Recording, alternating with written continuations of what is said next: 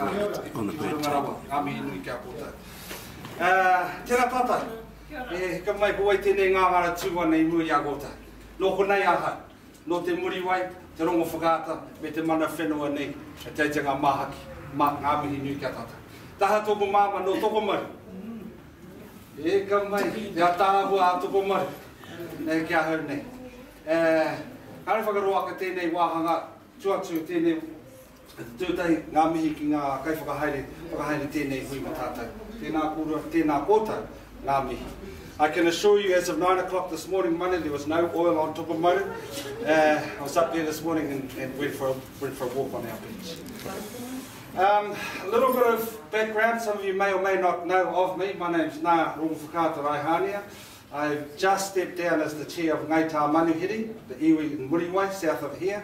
We were the ones that marched for Te Kuri, against the sale of Te Kuri to the American. We were the ones who were also as part of Te Runanga, or Turanganui Kiwa, that challenged the council, not the present one, I'm glad to say that there's some people there with really good brains, but the previous councils around the sewer pipe that goes out into the bay. We view that as disgusting, because we eat out of that water, fresh cane. So that's a little bit of a background in terms of how I view these situations. I'm the candidate for the Māori Party standing here in Ikaro Rāwhiti, which starts right from the top of Ngāti Pro, all the way through here, down to Wairoa, down to Kahungunu, hang a left at Woodville, all the way through the Wairarapa, Hutt Valley, and then over the hill, Pukeatua, to Wainua. So the first thing I've got to say, you have to be mad to try and stand in the district that long and that large. But you also have to be courageous, because there are some people out there who really are hurting. Fracking, no. Yay. Oil drilling, no. Yay. I want to support the previous kōrero, Auntie. We do have to work together. Aha ko mana, aha ko Māori, aha ko reipa, aha ko kākāriki. We do got to work together on this thing, and if there's one thing I want to say is that's what I want to do, is be able to work together. We have been criticised, roundly criticised across the board in terms of the Māori Party for a whole lot of things. But the one thing I think is important is about how we mend those bridges and work together going forward. So, tēnei wā, tukunatu nā he kōrero kia kōtau nā tōronga pū katoa. Kia mahi tahi tātou ringa tēnei ahotanga. We support, of course, the moratorium. Our letters already come out in regard to that, the moratorium on oil licensing.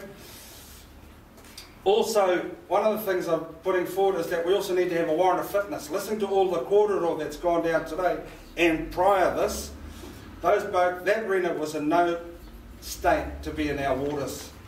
None. Nor were its crew. So, I want to put up a clause talking about a warrant of fitness for any ship coming into our EEZ and their crew. It's so important. We cannot, just because a captain was drunk or captain had a moment, excuse them from the disaster, the stuff that's going on. Wrong, both counts. Also want to talk about how we can impose a levy on shipping companies the minute they enter our EEZ.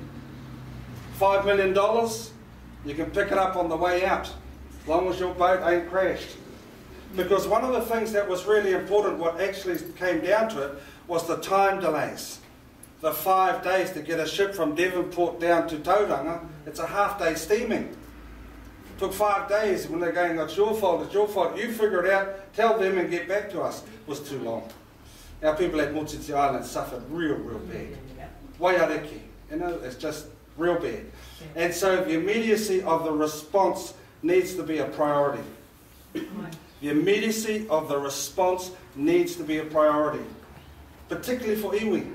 And we've had the example of only talking about the whānau there, just going down to do it, no gears or anything, but wanted to clean that off.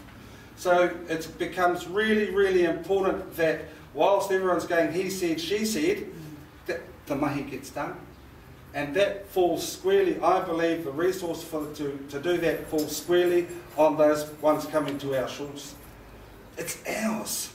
Why on earth should we think twice about imposing a levy on people coming to our shores? We shouldn't even be worried about it. We should just say 5 mil, put it in the bank, and then you can have it as you go out. It's pretty simple. And I don't know one cargo shipping company that couldn't afford that. I really don't. So that's all geared around ensuring we have that up front. And that's something I think we've got to be with each other too. Let's just be up front. And let's be honest about what we're saying in terms of our policies going forward.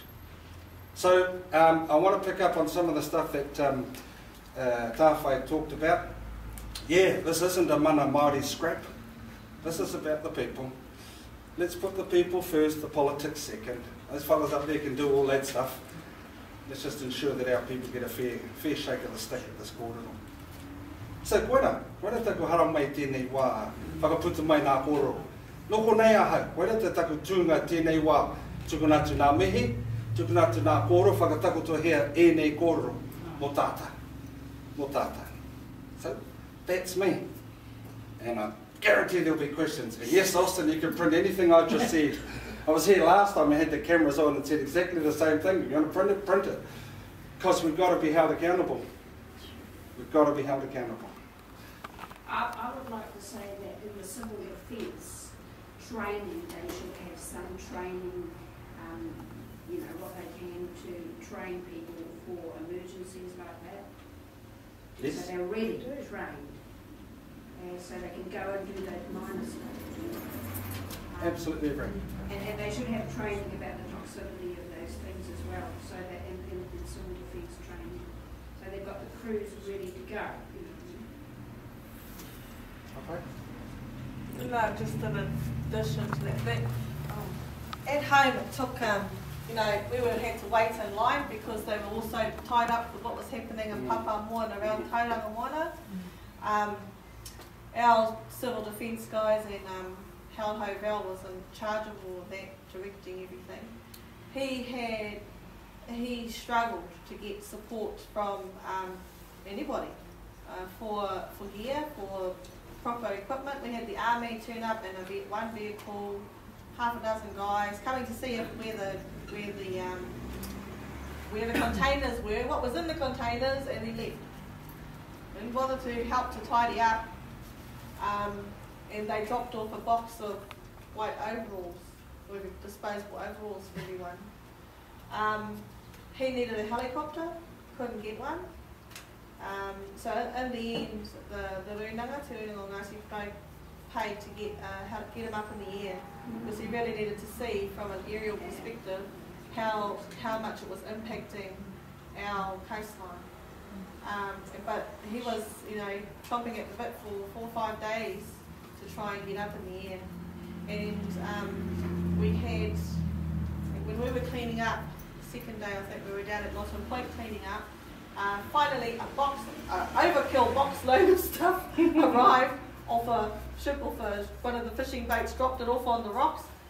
So now Matakino has heaps of overalls and heaps of gloves and heaps of rubbish bags to collect stuff. So we're well ready for the next time. We would hope we would never have to use them next time. But Hal said he also got a really great response from GDC when we weren't getting any help from Tauranga, because they were trying to coordinate everything around the impact from there. We weren't getting any assistance, but GDC did come to the fore with providing some gear to keep our people safe. At our end, at Te Aroha, Koroira, East Cape, but still, Mati and her whānau were out in the limb, out there at Lawton Point with no help and just not enough hands on the ground really. So I agree with what you're saying, there needs to be more training, more people prepared and ready to respond immediately throughout the coast, not just leaving it to the experts. No, all New Zealand. Everyone. Sure.